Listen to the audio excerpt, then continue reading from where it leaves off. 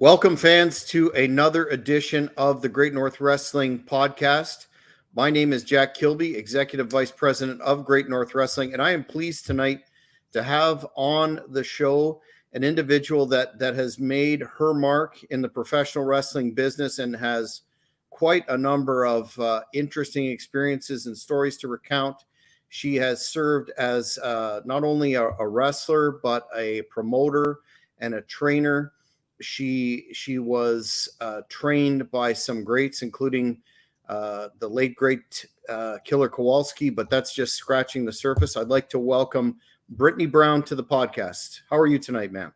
I'm great. Thank you so much for having me. Well, I do appreciate your coming on. I wanted to ask you, given the fact that you broke into the business in the mid '80s and at that really seminal time, how that came about. Were you a fan of the business growing up? And if so, did you have any individual acts or wrestlers that influenced you? So my family, my father, my sister, and I, we absolutely loved pro wrestling, and we watched WWF only. That's all we had where I was at. and I was about like 30 miles south of Boston. That's where I grew up. And I just loved every heel there was, but Moolah was my favorite. And she was just awesome. And I said, someday I'm going to find her. And I did. Now that was still,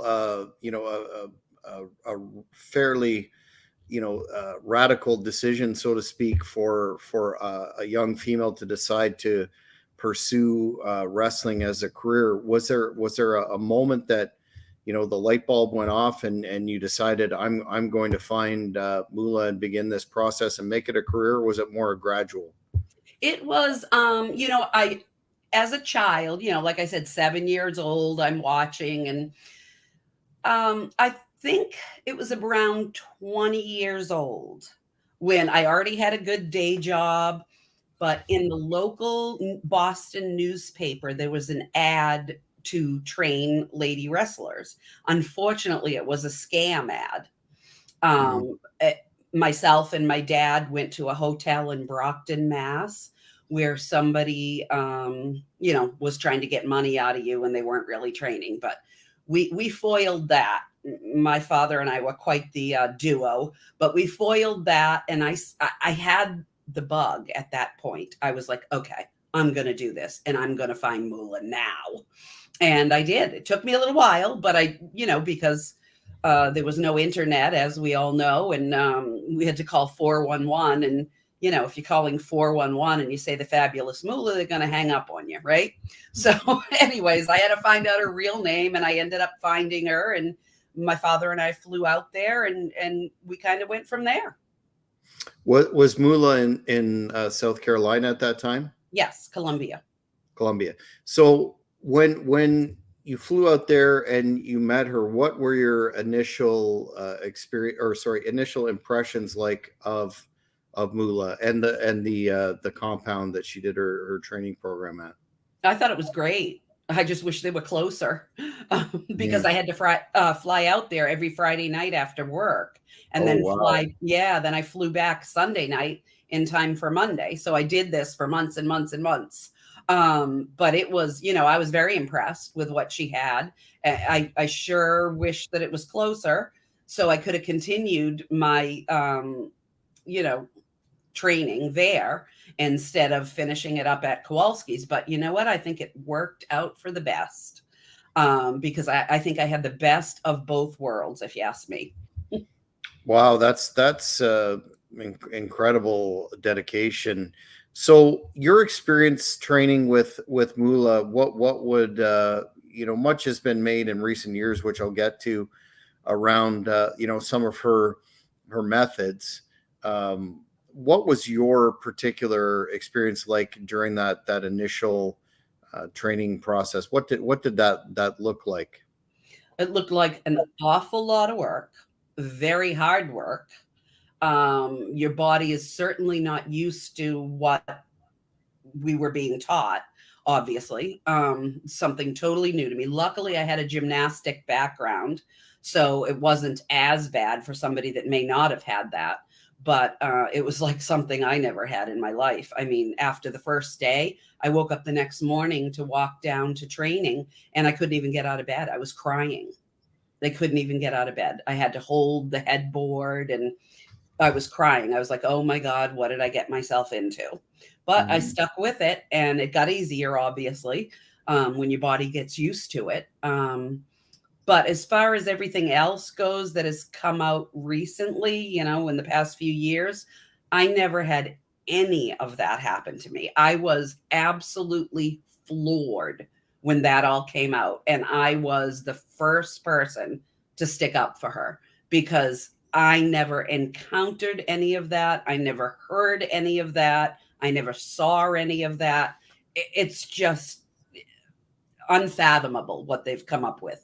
And I find it awfully strange that it only comes up when she's not here to, you know, talk herself. And I think that's terrible. So in terms of the way that the mainstream media and the wrestling press, but not only that negative spin that some have put on Moolah and her legacy in general. What were your thoughts when the WWE reacted, you know, so like almost overnight in terms of changing that first, and we'll get to your thoughts on the women's revolution and that phenomenon. But when they decided to you know take her name from that legacy battle royal and seemingly bury Moolah for all intents and purposes from the product, despite making numerous appearances over the years, right up through the Attitude Era, and being a beloved figure. Yeah, I was horrified, to be honest with you. And I tried to put myself in their position, and I said, you know what, with all the money they have, who needs Snickers? I would have kept her name on it. I would have. And I sent a nasty tweet to them, actually. They probably never saw it. And I'm not a person that's ever on Twitter, but I said, you know what? I have to say this. And I thought it was terrible. I thought it was absolutely terrible that they did that. Why do you think that? I mean, in this business, sour grapes abound, and you know certain individuals you know believe that they didn't get their due or whatnot, and there's that effect where you know you have a few complaining for various reasons. They didn't get their push, they didn't get their spot, whatever they felt that they were entitled to. Why do you think that seemed to, well, not seem to, it did catch fire and result in, you know, the WWE taking the action that they did? Can you offer any sort of an explanation? Because for those that have spoken negatively of Moolah, there's a long list of those like yourself who have nothing but positive things to say about Lillian. Yeah, I think there was a couple of really rotten women that said some really horrible things. And I think it all had to do with jealousy. And that's my opinion. You know, pretty much everyone that I know that knew her as well as I did felt the exact same way. And I mean, there were two that actually stood out that, of course, you know, obviously they were not in the same class as Moolah as far as their work and their, you know, amount of money they were making and their push on television. I think there was an awful lot of jealousy back then. I'm sure there still is now. I know there was when I was still in the business. I've only been out 10 years. But, you know, I think it was really, really bad then. Really, really bad. And, you know, a couple just can't get over it. So before we leave Moolah, I wanted to get your opinion on the fact that, you know, Hogan had his issues. He was removed from the Hall of Fame for a while, and then eventually, accepted back with open arms and an ambassadorial sort of role. Do you ever see that changing for Moolah, where she once again is welcome back into the WWE history in the place that she belongs, or is there, is that rather unlikely given the the hue and outcry over the situation? I'm actually surprised it hasn't already happened. I thought that was just going to blow over and then, everything would be fine. But I mean, some people just won't let it go. They just will not let it go. And they keep adding meaner things and nastier things. And I mean, just some of the things that they said, I was shocked by, absolutely shocked. Yeah, definitely unfortunate. We'll see what happens there, because I know she definitely has her supporters, and you can't deny the pioneering figure that she was to women's wrestling. So you mentioned that you did the portion of your training with Kowalski. Was it just that distance, that flight that made you pursue a more localized venue for your training? Yeah, that was it, actually. So when the airfares tripled in price, I was living alone by myself, and I was doing this every week. And once they tripled, I was like, I can't do this. I mean, I could do like once a month, but what good is that? So it is just so strange the way I found Walter, because I didn't even know he was there. And I was getting body work done on my Mustang one day, and there's Tony Santos, who I had never heard of before. And he approached me, saw my height, and said, "You should be a wrestler." And I was like, "Who are you?" And I'm like, "How do you know I'm training at Moolah's?" And he was like, "What?" It was such a chance. And he actually brought me to Kowalski's, and it went on from there. What we've heard a lot about Killer's training methods in a good way, and his results in terms of his trainees speak for themselves. What was that process like, and was there any difference that stands out in your memory compared to your tenure with Moolah? So Walter was very tough also. And Walter had the majority of his students were men. It was probably like 95% men, whereas Moolah's was 100% women when I was there. So Walter did not treat us any different than the men. He did not care what was going on, how little you were. And I'm obviously not speaking for me being 6'1", but there were some girls that were 5'1". Didn't matter. Did not matter. You were going to go in there and you were going to get treated exactly the same as they did. And he was tough. He was just as tough as Moolah, but in a different way. It was more repetitive learning at Moolah's than it was at Walter's. Mm-hmm. But both, I couldn't have asked for two better schools. Absolutely. Did you have any notable individuals in your training class with you at Kowalski's? Yeah, I was there. Actually, I was already there for a while when John Cronus and Perry Saturn started, and Triple H started, and then the last one in was Joni China. And of course, Matt Bloom was there when I was there. So, there were a lot of us there at the same time. Wow, that's quite a class indeed. Did you have any impressions right away, or sorry, what was your impression right away when China started, given the the phenom that she would become in the WWF?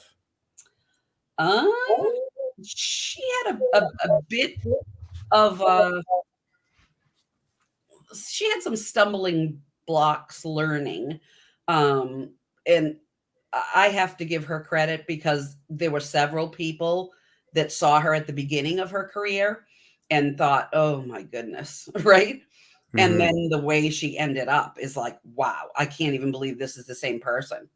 I mean, the ability she had that we never saw. But boy, did she kick butt. And I'm proud of her. I didn't get along with her as a person. I didn't like some things that she did. And I actually ended up leaving the school over her. Oh, wow. Yeah, some Can things you she expand on that? well, she basically undercut all the talent by 50%. So I walked, and I was there for years, and I was the champion at the time. What do you think motivated that? We've heard a lot about despite her look and her niche, that she was an insecure person. Do you think that was at the heart of it, or just an overwhelming desire to succeed in the industry? I really don't know. I didn't get to know her very well because I chose not to. Um, I did not like her methods. I did not like anything about her. And it's too bad because I mean, she really, really had the heart for the business. She really did. And anybody that was there when she first started wouldn't have thought that. So Interesting. And Walter, obviously, not perhaps this isn't the correct phrase, but obviously sided with her despite your long tenure at the school.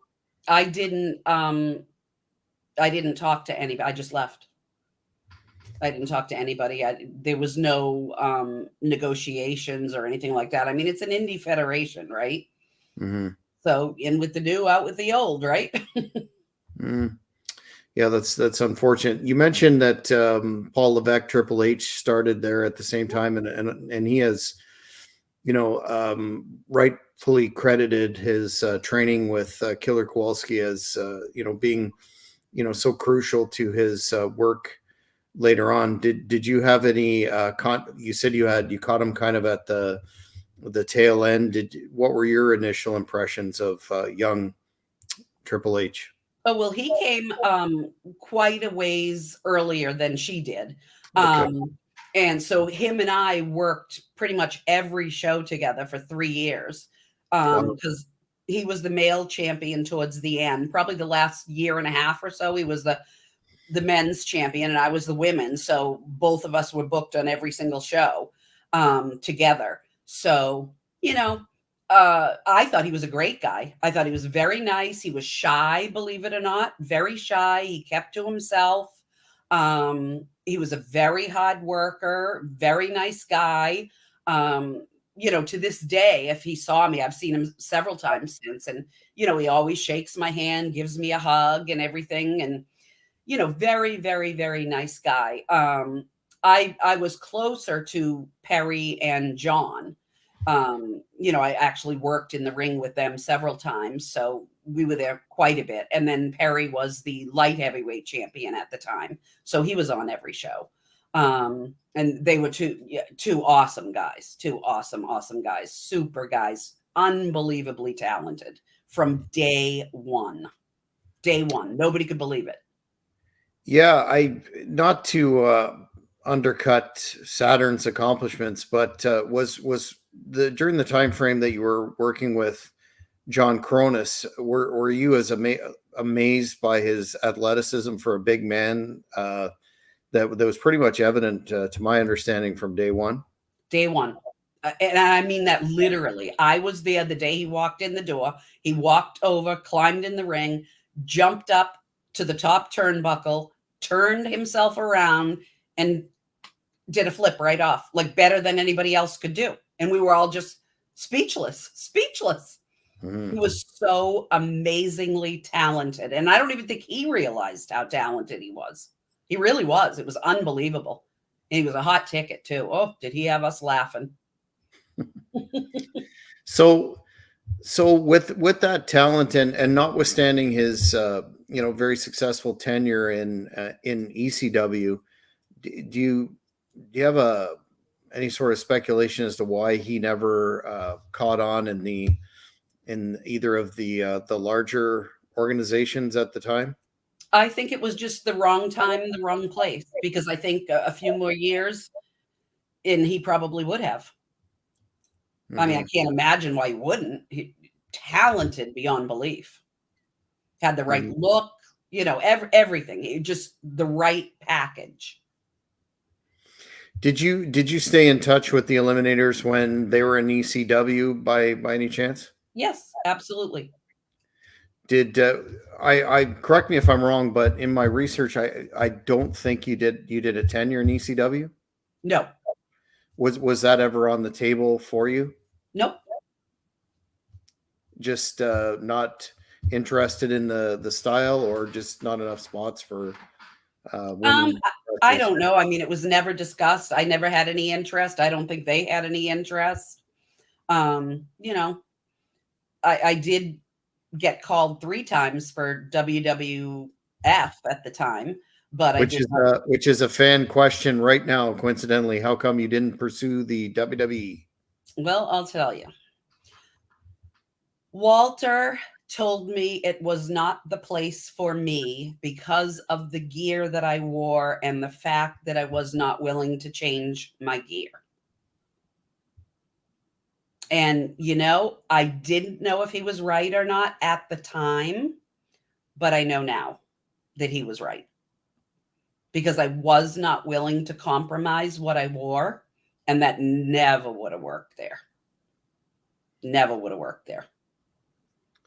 Yeah, that's one of the areas that I wanted to touch on, given the fact that you started when you did and had a lengthy in-ring career where, female wrestlers, women's wrestling was, generally, aside from some of the dedicated companies that you work for as well, was generally considered an attraction, and there would be one or two matches. And now we fast forward into the more recent era, the post the women's revolution, et cetera, where female wrestlers are judged more on their work rate than at least that is the popular discourse, that female wrestlers are, how they can work, et cetera. Do you see that as a major evolution, and what are your thoughts on that women's revolution concept in and of itself? So I do think that changed things. I really do. I think what I chose to wear for those 28 years that I wrestled, I think it would have been fine now. It would have been fine 5 years ago. But before that, absolutely not. Absolutely not. Walter was absolutely 100% correct. So, and I can tell you a little story about that subject. So I worked for LPWA. I went down and did 6 shows, and they called me to come back, and they were going to have me fight for the belt, for the championship belt, Sue Sexton. But there was a caveat, and that was I had to change my gear. And I said, why? And they said to me, thinking that I was dumb, they said, well, there was a couple of girls that complained when they worked with you and they did a monkey flip to you, that they fell off your shiny tights. And I said, that's interesting, because I know everything that I wore, and I also know every move that I did and what they did to me. And nobody monkey flipped me. So good try, but no, I'm not willing to change my gear. And I mean, they called 3 times and said, please, please, please. I think I had the size that they wanted, being 6 feet tall, 6'1". I think they had this, they liked that, but they certainly didn't like my gear. Well, my have times changed indeed, and for the best, for sure. Yeah. But when you were still, and again, correct me if I'm wrong, but you were an active competitor during the whole the Attitude Era when we had the bra and panties matches and the mud wrestling and um, the bikini contests. Not to cast aspersions on any of the performers at the time, but what were you thinking when you're presenting a serious, athletic, no nonsense, worker presentation, and then you're looking and you're seeing that? What was going through your mind? I was ashamed to be in the business. Honestly, I was simply ashamed to be in the business. I was afraid to tell people I was in the business. I didn't want my day job to know I was in the business. You have absolutely no idea what people thought of wrestling because of that. Yeah, it's some individuals today, the commentators will speak to the fact that that was the good old days and there was a place for that, but obviously it was less than respectful in a lot of ways and exploitative. So what was your mindset when this was going on to continue to push on in the industry? Were you ever tempted to modify your look or your presentation because this was getting over, so to speak? Nope. Take me or leave me. That's the way I was. Very no nonsense. If you like it, book it. If you don't, see ya. I was busy. I mean, I probably was the only back then in the 80s, 90s, and early 2000s. I was probably the only independent worker that was working 6-8 times a month. Well, that's a good point. I mean, despite the flash in the pan or fad of the moment, there's always going to be a place for strong workers in this business. Speaking of which, you had notable programs against some of the biggest names in women's wrestling, and if you could indulge me, I'll just give you a few of them, and if I've left anybody out at the end, please jump in. But I'll get your impressions of your work with each, starting with Leilani Kai. Oh gosh, I felt so lucky to work with her. Absolutely one of the top notch in the business. I was so lucky to work with her. Best, nicest, sweetest, most talented person I've ever worked with. Absolutely. And of course, a woman who was center of the whole rock and wrestling phenomenon and part of the mainstream push around WrestleMania 1 and a champion there, as well as the AWA and others, Wendy Richter. Yeah, I only worked with her once, and I'm glad. She was very, very rough. Very, very, very rough. Um, we didn't have words, no problem like that. We, shook hands at the beginning, shook hands at the end, but boy, whew, I'm telling you, I wouldn't have wanted to work with her again. What you must be familiar with the whole story where Wendy indicated that the whole Moolah taking on the Spider Woman persona and shooting on her to capture the belt. Do you have any thoughts on that little tale? To me, it's absolutely ridiculous. I mean, I'm sure they shared a dressing room. Come on. Yeah, Let's be serious. Heidi Lee Morgan. She's great. Oh, what a great girl. I actually roomed with her from day one in Columbia, South Carolina. We shared a little cottage there. She was great, absolutely great. Very nice person, second generation wrestler, very dedicated, very, very dedicated. In fact, I mean, I still talk to her today. She's everything she does, she gives 2000%. And, she had the right look. Her body was great. She took very good care of herself. She was a bodybuilder, and I had great matches with her. I absolutely love her. Yeah, absolutely. Doesn't seem to get the credit that she deserves. Ivory. Ugh. Yeah, so that was before she was Ivory.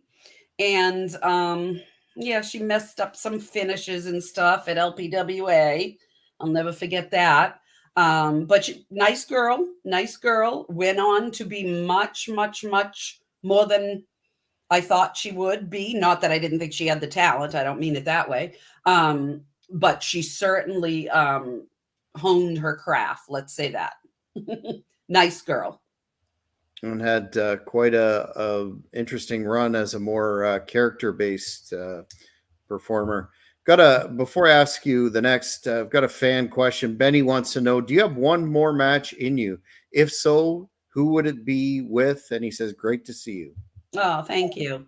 Um, if I did, if I do, I think either Brandy Alexander or Shelley Francis. Those were my two absolute favorite. What do you think of the work of Charlotte Flair, the the of course the daughter of Ric Flair, and one who is credited now with pushing the women's wrestling envelope that much more? Well, to say I'm impressed is not, I mean, it's just not good enough. She's amazing. Amazing. Her father should be so proud of her because I never dreamed I was going to see that. Never dreamed. She's amazing.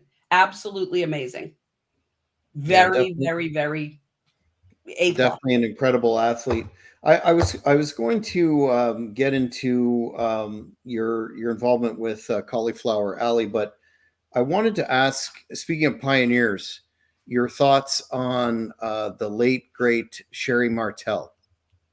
Oh, I thought she was a very good worker. Amazing at everything she did in the business, really. I mean, from managing to I even saw her referee once. She was great, absolutely great. Didn't miss a beat on anything, no matter what. Taken from us way too soon. Did you ever work with her in the ring at all, or? I did, yes. And she had a reputation of being, as we say, light as a feather. Was that your experience as well? Absolutely. The only two that were lighter and I mean, just Judy and Leilani, they were absolutely unbelievable. But yeah, she's right up there with them. A fan Al wants to know your opinion of the product in AEW right now, not only in terms of their women's division, but their overall presentation. Good question. It's the only organization I watch. I haven't watched WWE in years. I watch AEW. I think Britt Baker is very, very good. She's amazing. There's a few people there that are amazing, and there are a few people there that I have no idea why they're there. And a few things have gone on recently in the women's division that I'm like scratching my head at. Um, I Mhm. don't get it. I think there are some people there that were put in the ring way too soon. And I don't like to see that happen because I don't want to see anyone get hurt. I've been there. Yeah, some that's a very nice segue. I was going to ask you about that. My impression of watching, particularly the AEW women's division, is a lot of really cringeworthy stuff where you worry about wrestlers breaking their neck. You broke your neck and were one of, to my research, three female workers that came back from that. Can you talk about how that occurred and your process for returning? Yeah. I never had planned on coming back. I took 3 years off and I thought I was all done. That was it. I never dreamed I would come back. And I had a friend in the business, female wrestler. Um, she didn't drive. She was a city girl. So she took the train everywhere. But there was a show somewhere that the train didn't get to. So she asked me, hey, you and your dad want to come down? Because my father loved wrestling, so he always never missed a show. You want to come down, pick me up at the train and take me to the show? I'm working for Mario Savoldi. And I said, oh, sure, no problem. So luckily we went in my car because my gear bag was still in the trunk. And never in a million years did I think I'd open that gear bag again. In fact, I didn't even remember it was in there. And so we went in, the three of us went in, and she went to the locker room, and my father and I was sitting out in the crowd, and we were probably like an hour and a half early, like every wrestler is, right? And we're just sitting there waiting, and she comes out and she says, you got to help me.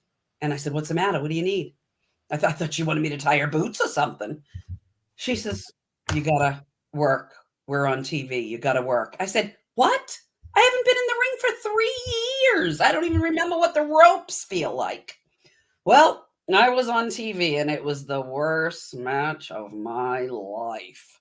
Boy, did she carry me. And I never looked back. Never looked. 25 more years I wrestled. Wow, that's an incredible amount of determination and guts. Fan wants to know, Sam, did you ever work with Luna Vachon? I certainly did. Oh, I don't think we have enough time for stories about her, but they're all funny, and she's a hell of a worker, great person. She stayed at my house a few times when I lived, in Massachusetts there, south of Boston, and went out a few places, and the stories I could tell you. But can you give us one? Oh, sure. Okay. So we were out near Logan Airport one night, myself, Cookie, who was a very good friend of hers. She was a female wrestler from Kowalski. Very, very talented girl. She spent time in Japan. She trained a lot of the guys even. I mean, she really worked well. And her and Luna were great friends. So it was the three of us. We were out at, I believe it was a Bertucci's. And we're just sitting there talking, having a good time, quiet. The three of us near a window, and there were curtains next to us. I'm telling you that for a reason, obviously. So we're sitting there, and all of a sudden, she decided, just in a split second, that the food was taking too long. So the nachos that were on the table and the guacamole and the sour cream and all that all ended up on the curtains. And the two of us just sat there like, what just happened? And then the whole ride home, which was about an hour to my house, I had a van at the time, and the two of them fought for real, in the back of the van as I'm driving down Route 93 in Boston. Yeah, they fought over a pair of sunglasses. Wow. Yep. And there were no drinks involved, by the way. Did Luna go over? I gotta give it a Cookie. Cookie had the weight on her. She had the experience. I think she was around a little longer than Luna. Well, another great, definitely taken too soon. Oh. Can I ask about your tenure in World Championship Wrestling and how that came about? Oh, so that was very brief. That was just a 10-day trip we went on for them. And it was supposed to last longer, but from what I was told, Barry Windham and Lex Luger didn't like the pop that the girls were getting. So the girls were canceled. Really? Yeah.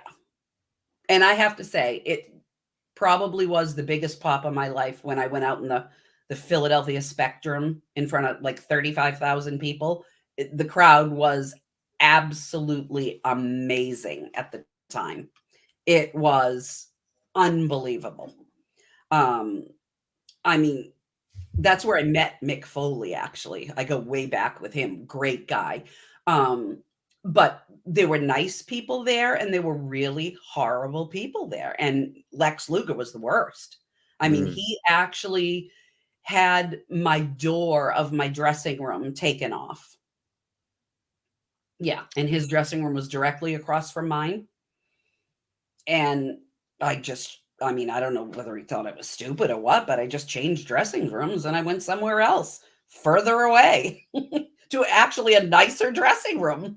But, you know, he thought he was going to take his clothes off with the door open. And, you know, he thought I was going to apparently do the same, but I guess he didn't know me very well. Yeah, no kidding. Who were you when you went out and got that tremendous pop? Do you remember who you were working against in Philly? That particular match was a battle royal. And that was Misty Blue, Linda Dallas, Kat LaRue, Black Venus, Jean Kirkland, and Crystal Blue, myself. I think that was it. That was it. Yeah. So you just pointed out there with that story that even though it was you know, the 90s or whatnot, there was still that undercurrent of, or maybe overcurrent. That sounds like an overcurrent Yeah. of blatant sexism and harassment. How did you deal with that in your entire career? And did you ever get to a point where it was you know, you considered packing it in because of that kind of behavior, that negative behavior? No, I never did, because I wouldn't let it get to me. I just, you know, dealt with the problem immediately. You know, that was probably the worst problem I ever had, the one I just told you about. And the only other one, and this wasn't even that big of a deal, but it was just the cockiness of this person. I walked into a show and I walked into my dressing room and the Ultimate Warrior was in there putting his paint on. And he said, "Excuse me." And I said, "Excuse me, you're in my dressing room." And he said, "Don't you know who I am?" And I said, "Don't you know who I am?" And he just looked at me and he grabbed his bag, grabbed his paint, and walked out and called me some name. I don't remember. I didn't even listen. And I just thought, geez, who the hell do you think you are? You know, he didn't want to dress with the other guys. He wanted to dress by himself. I guess he was a big star. And he chose my locker room. Well, guess what? See ya. Well, good for you, that big leaguing phenomenon. But on the reverse of that spectrum, you touched on you go back with Mick Foley, who's, you know, not only a legend but really regarded as one of the all-time nice guys in this business. Can you talk about your experience when you met him, and any encounters that you've had working professionally since then? Oh yeah. So he was a great guy. So that's where I met him. And we used to be out in the hall on the payphones. That's how we actually got to know each other good, because he was always on the payphone next to me and nobody else ever was. So it was just me and him. And we met there. And then, you know, we did some indie shows together. And I'm trying to think. Oh, he came to Cauliflower a couple of times back when I was on the board. And yeah, we used to make fun of, I don't know if you know Dr. Mike Leno. Have you ever heard of him? Oh yes, yeah, Canvas Yeah. Cavity, Dr. Mike Leno. Oh yes. So we had that in common. We used to joke a lot about that. There were lots of Dr. Mike jokes flying whenever we saw each other. But Yeah, yeah, he still great. goes. He still goes to CAC. I actually met Mike Leno in I believe it was 2019. He was still Yeah. there at that reunion. Yep, that's where I met him, actually. No, actually, I met him at Lillian's, LIWA, the Ladies International Wrestling Association. Yeah, I met him there in 1990. What do you just as an aside, in terms of Mr. Foley, what do you think about his pioneering style? Now, he didn't, you know, invent the hardcore style per se, but certainly took it to a few different levels. What are your thoughts on that? You know, the not only off the cage that we all know about, but I remember in WCW that elbow drop from the apron to the concrete floor, thinking, my God, that man's not going to have hips when he's 40. Yeah. Do you think that especially with our knowledge of CTE and you know, the toll that takes, do you think that is something that the younger people should be emulating, which a lot of them apparently are, especially in AEW? Yeah, I mean, all I can say is if if I did stuff like, I feel that I'm paying for it now for what I did, and I wasn't even a full-time wrestler. So I sit there and I see the way he walks now, and I see how much difficulty he has, and I think he's a couple years younger than me. Um, or right around the same age, and I just think, "Oh my god," because I know how much trouble I'm having. I can't even imagine what trouble he must be having. And I mean, I know I have surgeries coming up. I've already had surgeries. I've had elbow surgery, wrist surgery, knee surgery, broke my neck. I mean, this poor guy is no comparison. And I mean, the thing is with wrestlers that do that, I feel like if you ask them if you had it to do all over again, knowing that you would end up like this at this age, would you? I think they would say yes. Mhm. Mhm. What are your thoughts on, since you're a watcher of the AEW product, some of the criticism when you're seeing, these incredible, dangerous looking spots. I know an individual broke his leg or something on an ROH pay per view a while back. Just these incredible high risk spots that are being done seemingly at abandon, and then when you have veterans like Arn Anderson, Dean Malenko, Tully Blanchard was there, and they're all willing to, offer their wisdom, and yet they seem to be getting um, not utilized, or when Mhm. they make an entree to a younger talent, they get shut down. How do you feel about that phenomenon? That is it a generational thing? But it seems to me, no matter what um, age you are, to take that wisdom and soak it up, I'd be sitting there and being quiet and taking it all in. I would be too if I was them. But I think they have a mission. I think they all start in this business with a mission. And, when you get to a platform like that at that young age, I think they're going to go out and give it their all. And they're going to make what they can of the X amount of years they have. And they're going to do it all. And, I hate to see some of the things that I'm seeing. I sit there and go, wow. And sometimes I'm like, wow, that was great. And other times I'm like, wow, I would never have done that if I were you. you Mhm, know, I mean, I mhm, don't want to see somebody retired and in a wheelchair at 30, mhm. you And know? it's the law of diminishing returns. I think the fans are, especially the AEW crowd, are getting desensitized to, dangerous high spot after dangerous high spot. Right. It's kind of disturbing. It We is. It is. I know that you ran a promotion yourself in New England and trained, or sorry, worked with a lot of the, or some of the WWE Tough Enough crew. What Oh, was yeah. that experience like for you? You had that promotion for a long time. I believe it was where do I have it here? The World Wrestling Alliance. Yes, I worked with a former partner years and years ago. I think we started in 99, and did it for probably, I don't know, 6 or 8 years, something like that. And, it was really fun, and it was really cool to get those guys, like the winners or the second place ones, and I mean, the fans went out of their mind for those people. I wish that show was still on actually, but, Hmm. that's a whole other story. But yeah, it was really fun. I met a lot of neat people, girls and guys, that came down, and, you know, Chris Nowinski was one of them, and he ended up at Walters too. And I'm trying to think. Taylor Matheny was one of the girls we used. And then, there were several guys we brought in, and I mean, the crowd went nuts. And we used to have sold out shows every time. We ran twice a month, back to back on one weekend. And I mean, we had more sold out shows than we didn't. Wow.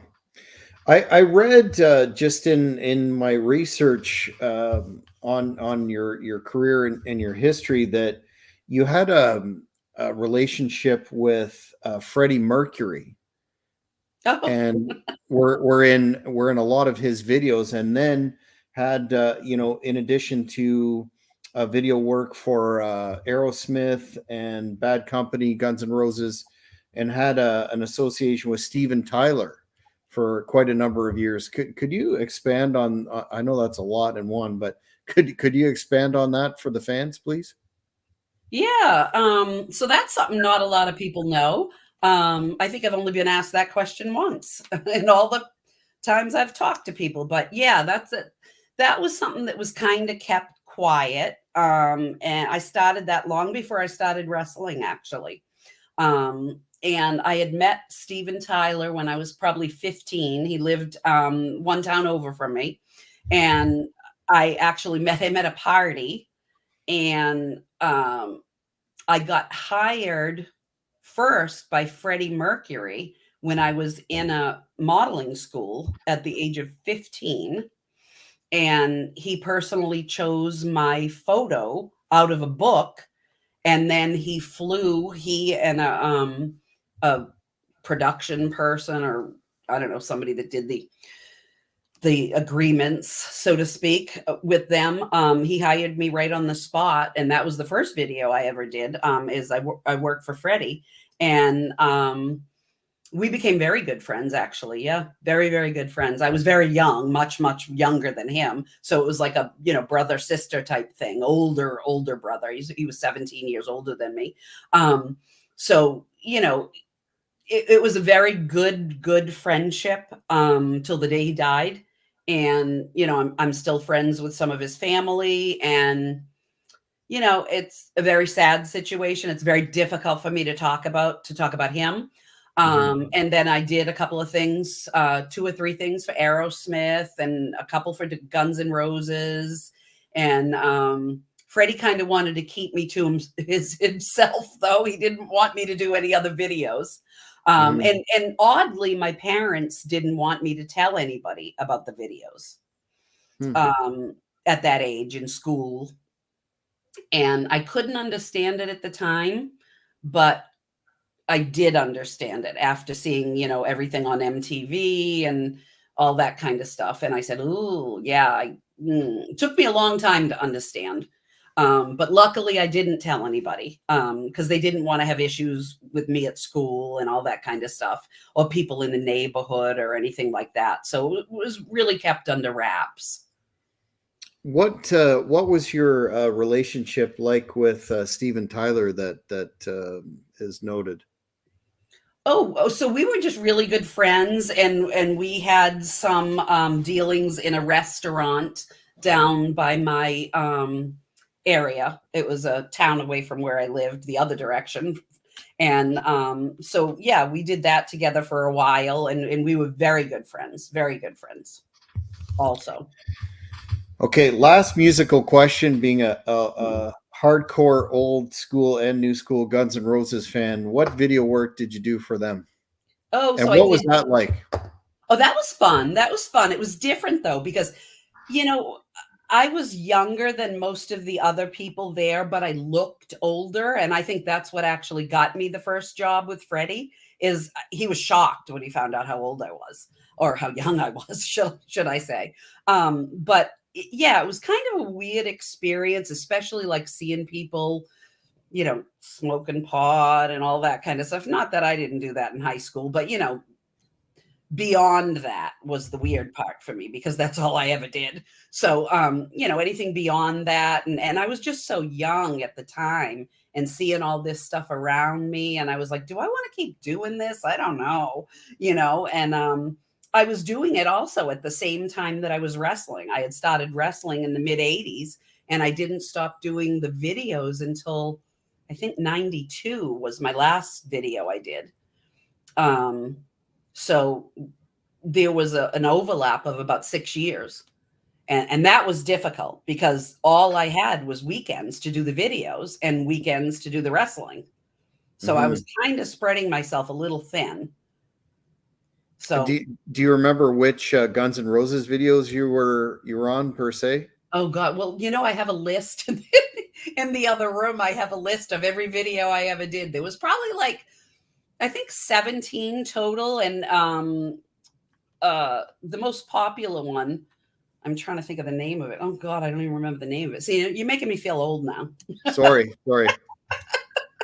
I'm right there with you. They're one of my favorites, and I think the video for "Sweet Child of Mine" is still one of the greatest ever. Yeah. Well, I wasn't in that. okay. Well, we'll have to touch base later and get to the mystery of that, just because I'm a huge GNR nerd. Oh, I didn't know. We have really gone through our hour here. I really appreciate your time. You have a fascinating story, fascinating career. Do you have anything to plug, or where can the fans find you on social media, Brittany? Oh, they can find me on Facebook. I mean, I have TikTok, I have Instagram, but I'm always on Facebook. That's the only thing I ever really use. So they can definitely, if anyone wants to find me, I'm right on Facebook. Excellent. Well, we will definitely keep in touch, and I do again appreciate your time on the Great North Wrestling Podcast. Thank you so much. Thank you. That is it for this edition of the Great North Wrestling Podcast. We will catch you next time. Thank you for watching the Hannibal TV. Please like this video if you enjoyed it, and click the subscribe button to not miss any of our latest shoot interviews, match videos, or news.